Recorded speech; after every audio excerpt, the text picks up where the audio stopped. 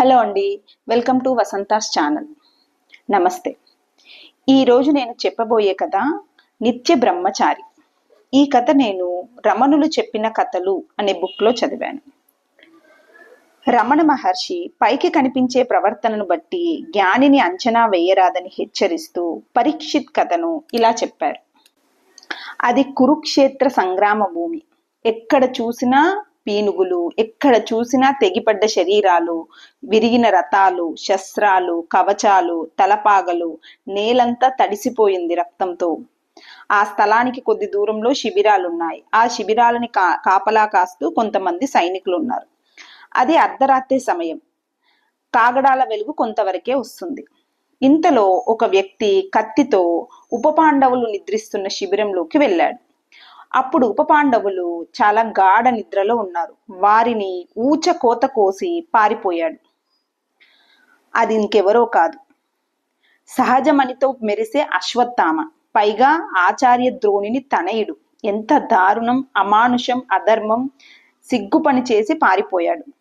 కురుక్షేత్రం ధర్మక్షేత్రమే, కానీ యుద్ధంలో మాత్రం ఇలాంటి ధర్మ విరుద్ధ సంఘటనలు ఎన్నెన్నో, ఇరుపక్షాల కారణంగా. ఈ సంఘటన చూసి పాండవులు అక్కడికక్కడే కుప్పకూలిపోయారు. ఎట్టకేలకు తమ పుత్రులను చంపింది అశ్వత్థామే అని తెలుసుకున్నారు. తెల్లవారగానే అర్జునుడు అశ్వత్థామను శిక్షిద్దామని వెళ్ళాడు. అతన్ని చూసి అశ్వత్థామ బ్రహ్మాస్త్రం ప్రయోగించాడు. ఇక వీలు లేక అర్జునుడు కూడా బ్రహ్మాస్త్రాన్ని ప్రయోగించాడు.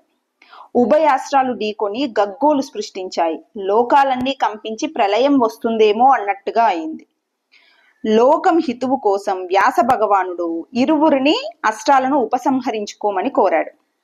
అర్జునుడు తక్షణమే ఆయన అస్త్రాన్ని విరమించుకున్నాడు. కానీ అశ్వత్థామ తనకు ఉపసంహార ప్రక్రియ సంపూర్ణంగా తెలియదు అన్నాడు. పాండువంశ భార్యల గర్భంలను బలిగా సమర్పిస్తూ ఆ అస్త్రాన్ని కొంత ఉపసంహరించాడు.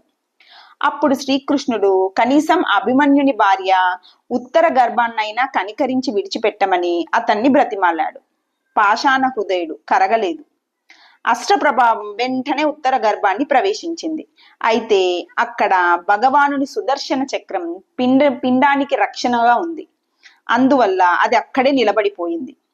కానీ ప్రసవం సమయంలో ఎలాగో అలా వీలు చేసుకొని శిశువుని చంపేసింది. ప్రసవించిన మృత శిశువుని చూసి స్త్రీలంతా శోకంతో మూర్ఛిల్లారు.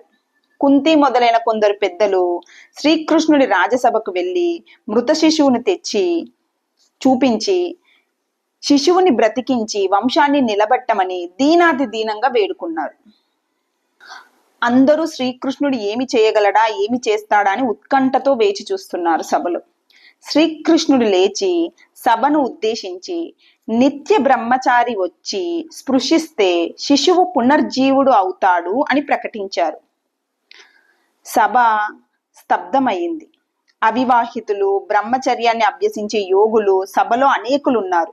ఒకరినొకరు మొహాలు చూసుకుంటున్నారు. కానీ ఒక్కరు కూడా ధైర్యంగా స్పందించలేదు. ఎవరి లేచి ఎవరు వెళతారా అని అందరూ ఒకరినొకరు చూసుకున్న వాళ్ళే. నిశ్శబ్దం, ఉత్కంఠత పోటీ పడుతున్నాయి. అంతలో శ్రీకృష్ణుడే కదిలి శిశువును సమీపించాడు. కన్నులు మూసి, నేనే నిత్య బ్రహ్మచారినైతే ఈ శిశువుకు అసువులు తిరిగి ప్రాప్తించాలి అంటూ బిడ్డను తన అమృత హస్తంతో మృదువుగా నిమిరాడు. ప్రాణవంతమై శిశువుడు చలించాడు. బ్రహ్మాస్త్ర ప్రభావం పూర్తిగా శమించిపోగా అతడు పరీక్షిత్ అనే పేరుతో పెరిగి పెద్దవాడై మహారాజు అయ్యాడు. అష్టభార్య సమేతుడైన శ్రీకృష్ణుడు బ్రహ్మచారి ఎలా అయ్యాడు అని సభ అంతా ఆశ్చర్యచకితులు. కొందరు అనుమాన పీడితులు అయ్యారు.